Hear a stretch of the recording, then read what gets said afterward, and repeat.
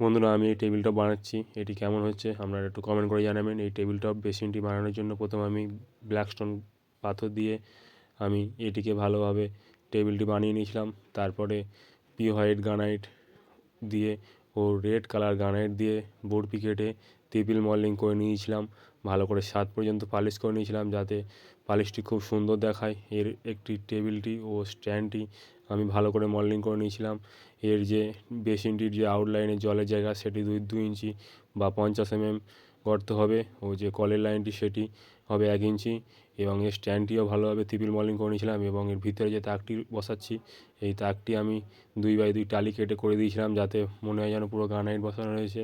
এবং এর এই যে একটি মাজন রাখার জায়গা বানিয়ে দিচ্ছি, মাজন ও ব্রাশ, যাতে এটি আরও ভালো দেখতে দেখায়।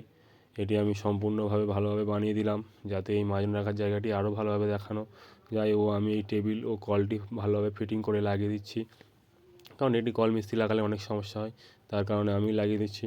ও আমার চ্যানেলে নতুন হলে আপনারা ফলো করে রাখতে পারেন যাতে নতুন নতুন ভিডিও ও ডিজাইনের কাজ এগুলো আপনারা গিয়ে দেখে আসতে পারেন। ও আমার চ্যানেল নতুন হলে ফলো করে রাখবেন।